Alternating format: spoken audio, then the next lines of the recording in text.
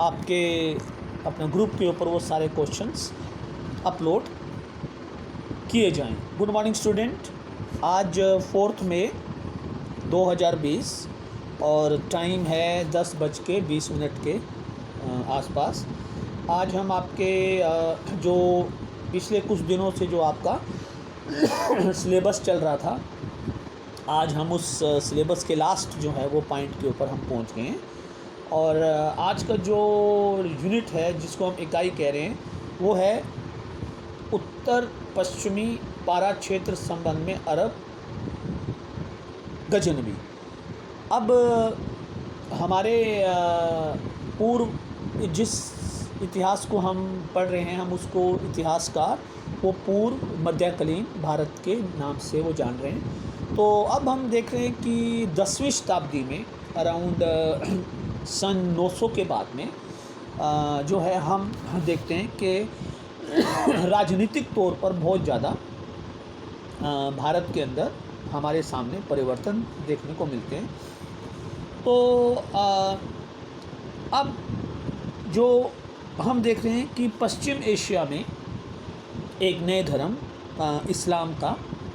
प्रादुर्भाव हो रहा है। और इस्लाम का प्रादुर्भाव होने के कारण, जैसे कि आप जानते हैं कि मोहम्मद साहब जो हैं वो अरब के एक कबीले में पैदा हुए और उन्होंने वहाँ पर जो है वहाँ पर जो अंधविश्वास चल रहे थे अरब उसमें कबीलों में जो उन्होंने उनका सामना किया और एक नए धर्म का जिसका नाम है इस्लाम का उन्होंने प्रचार किया। और मोहम्मद साहब का जन्म जो है मक्का में हुआ और उसके बाद वो उनकी बातों को मक्का में नहीं माना गया। तो अराउंड वो मक्का से वो मदीना की तरफ चले गए और मदीने के लोगों ने उनके धर्म को माना और इस्लाम जो है वो फिर जो है वो धीरे धीरे फैला। और इस्लाम की जो मुख्य जो शिक्षाएं हैं वो पूरे अरब समाज में वो फैल गई और जो बहुत सारे पहले से अंधविश्वास थे उस समाज में, उन अंधविश्वासों को समाप्त करके बहुत सारे लोग जो हैं इस्लाम धर्म अपना लिया और इस्लाम धर्म अपनाने वाले लोगों को बोला गया मुसलमान। और ये जो है बात है लगभग 7वीं शताब्दी के आसपास कि जब भारत में हर्षकाल चल रहा था तब अरब के अंदर ये सारी चीज़ें हो रही थी। और फिर मोहम्मद साहब की मृत्यु के बाद उनके आगे जो 4 खलीफा आए, उन खलीफाओं ने फिर इस्लाम का प्रचार प्रसार करने के लिए बहुत सारे क्षेत्रों के ऊपर अपना जो है उन्होंने कब्जा करना शुरू कर लिया। और 632 से लेकर और लगभग 700 तक अगले 70 सालों में एक बहुत बड़ा जो है इलाका था वो मुसलमानों के कंट्रोल में आ गया, जिसमें जो हैं लगभग पूरा का पूरा पश्चिम एशिया, ये सऊदी अरब से चलते हुए ईरान, इराक, तुर्की, अफ़गानिस्तान और तक ये पहुँचे। और आज का जो मॉडर्न जो है पाकिस्तान है, पंजाब को ये क्रॉस करते हुए और सिंध जो है, सिंध के ऊपर 712 में जो पहला जो है आक्रमण हुआ वो मोहम्मद बिन कासिम का आक्रमण था। और सिंध में इस समय ये बात है 712 लगभग 8वीं सदी की शुरुआत में, तो सिंध में वहाँ पर जो है राजा दाहिर जो है वो वहाँ पर शासन कर रहा था और मोहम्मद बिन कासिम ने राजा दाहिर को जो है हराया और उसके ऊपर उन्होंने अपना शासन स्थापित किया। और इस आक्रमण की जानकारी हमें एक बड़ी फेमस पुस्तक है जिसका नाम है चाचनामा नामक जो है वो पुस्तक, उसके अंदर ये पूरा सिंध का इतिहास और कैसे मोहम्मद बिन कासिम और अरबों ने वहाँ पर अपना शासन जो है स्थापित किया। लेकिन फिर क्या हुआ कि वो अपना जो शासन थे वो पूरी तरह से स्थापित नहीं कर पाए, क्योंकि वहाँ पर भी कुछ समस्या हो गई और मोहम्मद बिन कासिम को वापस जाना पड़ा और रास्ते में उनकी हत्या कर दी गई। और ये जो अरब के जो व्यक्ति थे, जो मुसलमान थे, वो आपसी संघर्षों में उगले रहे। तो अब ये जो है एक बहुत बड़ा महत्वपूर्ण मोड़ था भारत के इतिहास में, जिसको हम पूर्व मध्यकाल या आरंभिक मध्यकाल मानते हैं, कि सिंध पर हुए अरबों के आक्रमण ने भारत के बहुत बड़े हिस्से को प्रभावित नहीं किया। तो हम देखते हैं कि अगले 200 वर्षों तक फिर इस्लाम की तरफ से भारत पर कोई बड़ा हमला नहीं हुआ। लेकिन इतना ज़रूर है, हमको ये भी समझना पड़ेगा कि इस्लाम का प्रसार जो है वो भारत में एक जो धारा थी वो आक्रमण के थ्रू हुआ। लेकिन अरब यात्रियों ने जो है व्यापारियों ने बहुत बड़े पैमाने पर 8वीं शताब्दी में भारत के बहुत सारे क्षेत्रों से व्यापार करना भी शुरू कर दिया। तो हमें इस बात में कंफ्यूज नहीं होना है कि मुसलमानों का जो आक्रमण हुआ वो, या जो मुसलमान भारत में जो लोग मुसलमान बने वो तलवार के जोर से बने, ये काफ़ी हद तक सत्य है। लेकिन अगर हम बात करें जो इस्लामिक संस्कृति है वो 8वीं शताब्दी में गुजरात के समुंदर तटों पर और केरल के समुद्र तटों पर बहुत सारे अरब यात्री भारत से यहाँ से मसाले वगैरह ले जाया करते थे, खाने पीने की चीज़ें, और अपने साथ सेनाओं के लिए, क्योंकि अरबी जो हैं नस्ल के जो घोड़े थे वो भारत की सेनाओं के लिए काफ़ी जो हैं उनको फ़ायदा पहुँचाते थे। तो हम देखते हैं कि अगले 200 वर्षों में प्रतिहार शासक जो कि राजपूत थे, वो जो है बहुत बड़े पैमाने पर अरबों के साथ व्यापार करते हैं, और ये व्यापार पूरे सिंध, पंजाब, और ये व्यापार जो है वो स्थल मार्ग से भी होता था और समुद्री मार्ग से भी होता था। तो इसलिए हमें ये समझना पड़ेगा कि अरबों के आक्रमण ने सिंध पर भारत के राजनीतिक इतिहास को इतना प्रभावित नहीं किया। लेकिन अगर हम कहें कि जो इस्लाम जो है वो अपना भारत में तलवार के बल पर आया, और एक तो ये आम धारणा है और इसमें कोई संदेह नहीं है कि ये इसमें कोई अतिशयोक्ति नहीं है, क्योंकि हम देख रहे हैं कि अगले 100 सालों में 632 में मोहम्मद साहब की मृत्यु हुई, और लगभग अगले 100 सालों में उन्होंने पश्चिम एशिया के बहुत बड़े भाग पर लोगों को बहुत बड़ी संख्या में मुसलमान बनाया। तो ये पहला जो अपना आक्रमण था सिंध का 8वीं शताब्दी में, उसने जो है पूरी तरह से व्यापारिक मार्ग जो है वो हमें उसको बताया। अब अरब जो है अपना आक्रमण के बारे में जैसे मैंने चाचनामा एक पुस्तक का जिक्र किया, और एक और है फतुहा नाम की एक पुस्तक है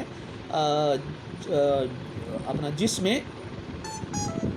जो है ये कहा गया कि क्या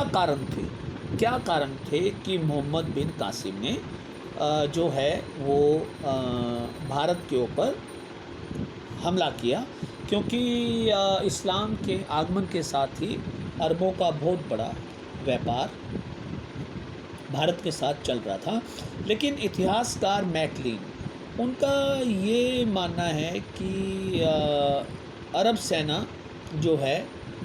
उनके जो संबंध जो है वो काफ़ी अपना कहना जो है अच्छे थे, और इस सिंध पर हमले की योजना शिराज में बनाई गई थी। शिराज कहाँ पर है? ये आज का जो मॉडर्न ईरान और अपना इराक के बीच का जो क्षेत्र है, वहाँ पर एक शिराज नाम का शहर है, और इसकी जो योजना है वो लगभग 6000 सीरियाई लोगों को लेकर जो है वो वहाँ पर गई। और कुछ इतिहासकार कहते हैं कि बहुत सारे जो स्थानीय लोग थे उन्होंने अरबों के आक्रमण का समर्थन किया और कहीं कहीं पर उन्होंने इसका विरोध भी किया। और जब सिंध पर ये शुरू हुआ आक्रमण तो राजा ताहिर जो हैं वो जो हैं उन्होंने उनका मुकाबला किया। और लेकिन सबसे बड़ा कारण ये था कि जो अरब लोग थे वो इस्लाम के आ जाने के कारण वो युद्ध में बड़े प्रशिक्षित थे और अच्छे उनके पास बड़े हथियार थे और उनकी सेना में जो घोड़े थे वो बहुत तेज़ी के साथ और बहुत बेहतर गति के साथ युद्ध कर सकते थे। तो लगभग अब क्या हुआ कि दाहिर जो हैं वो जब उसने यहाँ पर हमले को रोकने की जो है कोशिश की कि तो उसको रोकने के लिए वो बहुत बड़ी संख्या में सेना लेके गए। लेकिन धीरे धीरे क्या हुआ कि ऐसा माना जाता है कि इस क्षेत्र में बौद्ध धर्म का बहुत अधिक प्रभाव देखने को मिलता है, क्योंकि हम जानते हैं कि 7वीं-8वीं शताब्दी में इस पूरे जो इलाका है अफ़गानिस्तान वगैरह का, तो बौद्ध जो है वो धर्म का बहुत बड़ा प्रभाव यहाँ था और अरब यहाँ आए और उन्होंने बहुत सारे क्षेत्रों को जो है जला डाला और हज़ारों लोगों को मारा। तो ये एक धारणा कि इस्लाम के आ जाने के कारण जो अरब क्षेत्र था और बौद्ध जो थे वो पूरी तरह से राजनीतिक तौर के ऊपर जो हैं वो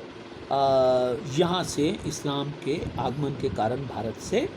पूरी तरह से समाप्त हो गए। तो अब हम देखते हैं कि अरब जो हैं वो ज़्यादा समय तक सिंध के क्षेत्र पर शासन नहीं कर पाए, क्योंकि उनकी आपसी जो हैं आंतरिक समस्याएं वो बहुत ज़्यादा हो गई। लेकिन फिर भी उन्होंने अपने कुछ लोगों को करीब करीब कहते हैं कि 4000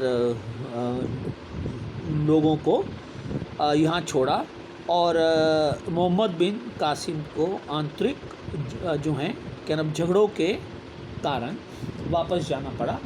और जो अरबी शासन का वो थोड़ी देर का जो प्रभाव था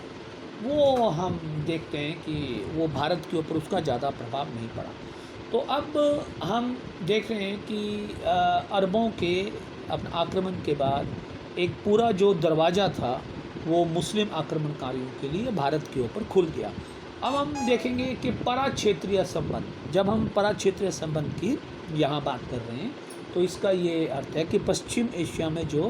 राजनीतिक जो बदलाव हो रहे थे उससे भारत के ऊपर किस तरह का प्रभाव पड़ रहा था। हम देखते हैं कि 9वीं शताब्दी में अब्बासिद खलीफा ने जो है वो साम्राज्य का एक जो है अपना घटक हुआ और मंसूर नाम का एक नया शासक जो कि तुर्क था उसने और उन्हें आमतौर पे सुल्तान कहा जाता था, वहाँ पर धीरे धीरे उन्होंने अपना शासन जो है शुरुआत किया। क्योंकि ये जो तुर्की लोग थे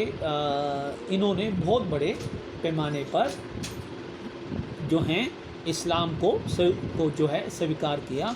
और खलीफा को जो है उन्होंने अपना प्रतिनिधि माना और इन्होंने ईरानी भाषा और संस्कृति को जो है बहुत बड़े पैमाने के ऊपर जो है वो उन्होंने यहाँ पर अपना अपनाया और ईरानी संस्कृति को अपनाने के कारण जो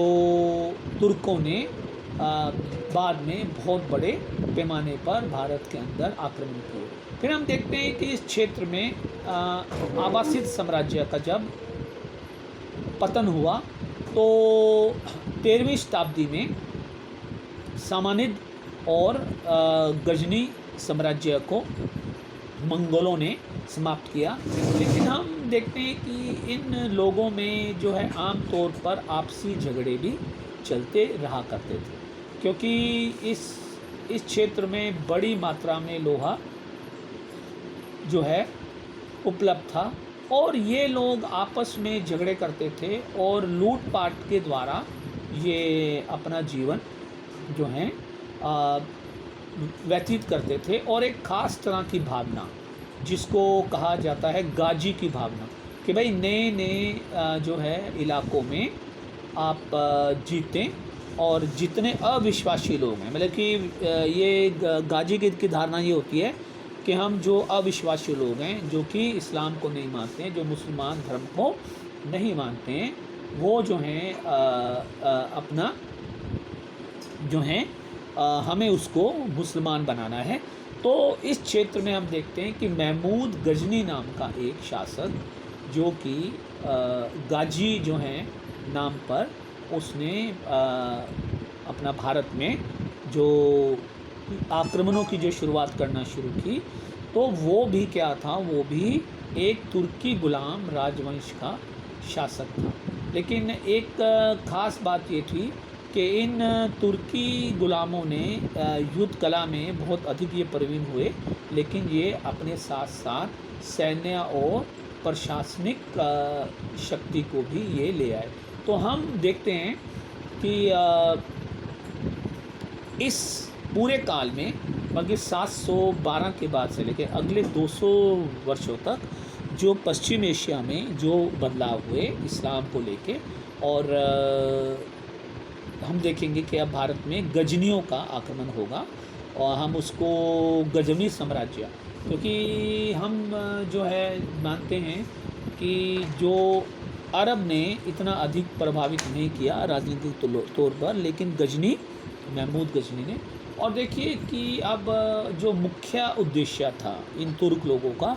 वो भारत में बेसिकली पहले दौर में साम्राज्य स्थापित करना नहीं था। वो क्या था कि ज़्यादा से ज़्यादा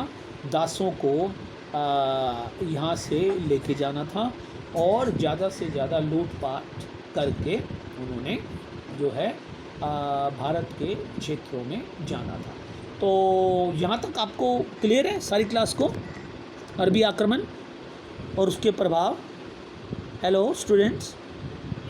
हाँ, तो ये जो अरब आक्रमण का जो एक बहुत बड़ा बदलाव था, जो कि इस्लाम के आने के कारण हुआ। अब हम देखेंगे कि किस प्रकार महमूद गजनी, जो कि गजनी कहाँ पर है, ये अफ़गानिस्तान में। गजनी जो है वो अफ़गानिस्तान में एक बहुत बड़ा एक इलाका है, और वहाँ पर ये तुर्की शासकों ने शासन करना शुरू किया, और इस महमूद गजनी नाम के व्यक्ति को बहुत बड़ा विजेता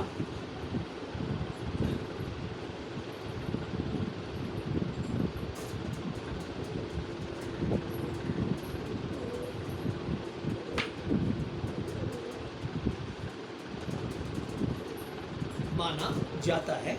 तो अब ये जो गजनी साम्राज्य था, इसकी जो है वो सबसे विशेष बात क्या थी कि इन्होंने भारत पर आक्रमण क्यों किया। अब हम इसके बारे में देखते हैं। कहते हैं कि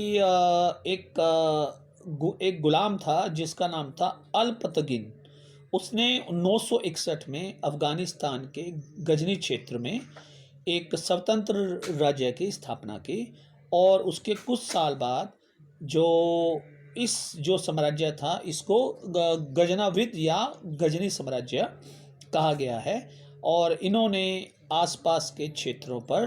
अपना हमले करके मध्य एशिया वाले क्षेत्र में भी इन्होंने सामना किया। तो उसके बाद एक और आया व्यक्ति जिसका नाम था सुबतुखिन। ये एक और व्यक्ति था, इसने मध्य एशिया के नए हिस्सों पर जो है कब्जा किया, और उस काल में भारत में जो अफ़गानिस्तान के लगते हुए क्षेत्र थे, जो आज का मॉडर्न पाकिस्तान है, वहाँ पर हिंदू शाही नाम के राजा का जो है वो शासन 990 और 91 में चलता था, जो पूर्वी अफ़गानिस्तान और पंजाब के क्षेत्रों पर फैला हुआ था। और यहाँ हिंदू शाही शासक जिसका नाम जयपाल था, उसने जो है वो जलालाबाद के क्षेत्रों में जो है शासन करता था, उसको ये सबसे पहला गजनी का आक्रमण झेलना पड़ा। इन दो शासकों के बाद 999 में सन में महमूद जो है वो उस महत्वाकांक्षी जो है शक्तिशाली शासक बनना चाहता था, तो उसने भारत में बड़ी तेज़ी के साथ घुसपैठ करने के लिए जो है वो यहाँ पर आना चाहता था, क्योंकि गजनी के पास अपना खजाना कम था और सैनिकों को वेतन वगैरह देने के लिए और सबसे मेन जो है क्या बात थी कि जो उसका उद्देश्य क्या था कि वो लूटपाट करके भारत के क्षेत्रों में जो है वो यहाँ आए। तो महमूद ने सन 1000 से लेकर और 1027 लगभग 27 साल के अंदर 17 बार उसने अपने लूटपाट अभियानों का प्रतिनिधित्व किया। उसने शुरुआती छापे सीमावर्ती चौकियों के द्वारा मारे और उसका सबसे पहला सामना हिंदू शाही जो राजा था जयपाल उसका हुआ, और 1001 में गजनी ने पेशावर के पास जयपाल को हराया। लेकिन इसके बावजूद भी भारत में महमूद गजनी को आगे से बढ़ने के रोकने के लिए 1006 में और 1009 में महमूद गजनी को जयपाल के बेटे अनंतपाल से काफ़ी लड़ाइयाँ करनी पड़ी। लेकिन हम देखते हैं कि 1015 तक महमूद ने लाहौर तक जो है लूट मचाई और जल्दी ही उसने इस साम्राज्य का विस्तार करना शुरू कर दिया। फिर हम देखते हैं कि 1004 और 1006 के बीच में वो सिंध में पहुंचा और एक बड़ा मशहूर शहर जिसका नाम मुल्तान है, वो आजकल पाकिस्तानी पंजाब में है, उसको उसने जीता। और 1015 तक मतलब कि अगले 15 साल तक महमूद ने अफ़गानिस्तान, पंजाब और उसके आसपास के क्षेत्रों में जीत लिया। और अब उसने अपनी लूटों के जो है अभियान को गंगा घाटी तक उसने जो है विस्तार कर लिया। अब हम देखते हैं कि हम देख रहे हैं कि जब गंगा घाटी में वो जब आक्रमण करने के लिए चला, तो हम जानते हैं कि इसी काल से थोड़ा पहले त्रिपक्षीय संघर्ष चल रहा था। तो इतिहासकार कहते हैं कि जो प्रतिहार, पाल और राष्ट्रकूटों के जो बीच जो संघर्ष हुआ, उसके कारण क्या हुआ कि बहुत सारे राज्यों का पतन हो गया। लेकिन इस काल में 8वीं से 10वीं शताब्दी के बीच में हमारे सामने जो कुछ शक्तियां थी भारत में, वो थे राजस्थान में चौहान और महोबा में कलिंजर और महोबा के चंदेल वंश, ये सारे राजपूत थे। मालवा के पवार या परमार शासक और गुजरात में चालुक्य या सोलंकी। तो कोई एक केंद्रीयकृत शक्ति का अभाव था भारत में। क्योंकि हम जानते हैं कि जैसे ही कभी भी कोई केंद्रीयकृत शक्ति कमज़ोर होती है तो नया जो है वो आक्रमण भारत के ऊपर होता है। तो जब उसने ये देखा कि ये छोटे छोटे महमूद गजनी ने ये स्वतंत्र राज्य हैं यहाँ पर, तो उसने धीरे धीरे भारत में आगे बढ़ना शुरू किया गया। और अगले 15 सालों में महमूद ने मथुरा, थानेश्वर, कन्नौज और सोमनाथ के मंदिर कस्बों पर अपना ध्यान केंद्रित किया। और उसका मुख्य उद्देश्य था कि इतना धन है, इतने आभूषण हैं, इतने चित्र हैं, इतना, तो उसने उस पूरी तरह से उसने इन मंदिरों को लूटना शुरू किया। क्योंकि हम जानते हैं कि मंदिर जो थे, जैसे हम आपको बता चुके हैं, वो 8वीं और 10वीं शताब्दी में बहुत बड़े आर्थिक रूप में वो केंद्र के केंद्र बन चुके थे, क्योंकि जो सोमनाथ था वो एक ऐसे स्थान पर था जहाँ पर बहुत बड़े पैमाने पर व्यापारिक गतिविधियाँ संचालित होती हैं। और अब कुछ और ये एक बहुत बड़ा बंदरगाह था, और कहते हैं कि यहाँ एक बहुत बड़ा मंदिर था जिसका जो कि चंद्रदेव का एक वहाँ अपना मंदिर था, और ये वहाँ जाता है महमूद गजनी, और महमूद गजनी वहाँ पर जाने के बाद उसको पूरी तरह से जो है लूट कर उस पूरे मंदिर को ध्वस्त कर देता है, और उसका वो शिवलिंग तोड़कर उसमें से बहुत सारा सोना चांदी हीरे निकलते हैं, और वो वापस अपने गजनी ले जाता है। तो 1025 के बाद 1-2 साल के बाद वो फिर आता है, लेकिन 1027 के बाद महमूद गजनी जो है वो अंत में वो वापस चला जाता है, और 2-3 साल बाद उसकी मृत्यु हो जाती है। तो हम देख रहे हैं कि महमूद गजनी जो है, जिसको हम गजनी साम्राज्य के एक प्रमुख संभाग के रूप में जानते हैं, तो उसका भारत पर मुख्य उद्देश्य, अगर हम 2-3 पॉइंट में सम अप करें, उसका मुख्य जो उद्देश्य था भारत की अपार धन संपदा को लूटना। दूसरा, उसने बहुत बड़े पैमाने पर शहरों को, जो उस वक्त के प्रमुख शहर थे, मथुरा, कलिंजर, कन्नौज और थानेश्वर, जो कि हर्ष काल के बाद बहुत अधिक बने हुए थे, तो उसका जो मुख्य उद्देश्य था कि वो हर साल आकर लूटता था। और कहते हैं कि सोमनाथ मंदिर को लूटने के बाद उसने, वो जब गजनी गया तो अगले 3 साल तक उसने अपने जो है लोगों से टैक्स नहीं लिया। और बहुत सारी कथाएं भी जो हैं सोमनाथ मंदिर को लेके के जो हैं वो मशहूर हैं, कि जब वो पहुंचा सोमनाथ मंदिर में और उसने शिवलिंग को तोड़ने की कोशिश की, तो वहाँ के ब्राह्मणों ने बोला कि भाई आप हमसे धन ले लो। और तो उसने बड़ा फेमस जो है ये वर्ड यूज़ किया कि मैं बुत परस्त नहीं हूँ, मैं भिक्षुक हूँ। मीन्स के वो कहता था कि मैं गाजी हूँ, और इस्लाम में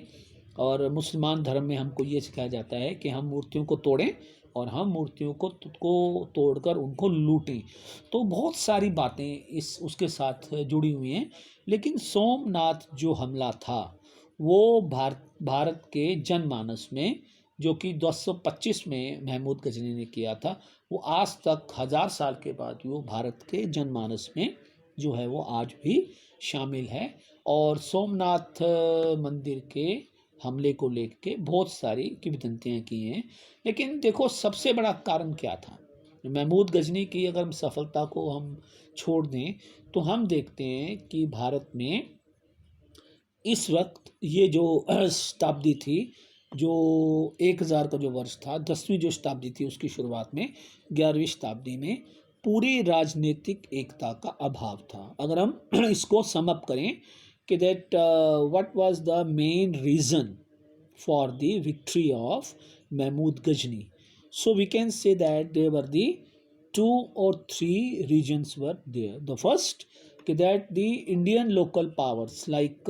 Hindu Shaiyas, they were very strong, but they were not able to form any united opposition against the Mahmud Ghazni. So the weakness of Indian local rulers to form any united front against the attack of Mahmud Ghazni was the result of defeat of these powers. Number one. Number two, it doesn't mean that these powers who were ruling at the time of Gajni's invasion, like Malwas, Parmar of Malwas, or Pratihar of Gujarat, they were not very strong. But real problem was that the fighting technique or the army technique of the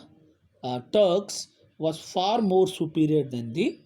these local Rajput rulers. As you know that they never developed any common strategy against the Mahmud Ghazni, and it is very strange कि by within 27 years Mahmud devastated the entire Afghanistan, Punjab, Gujarat, and the Ganga Valley. But despite that, he never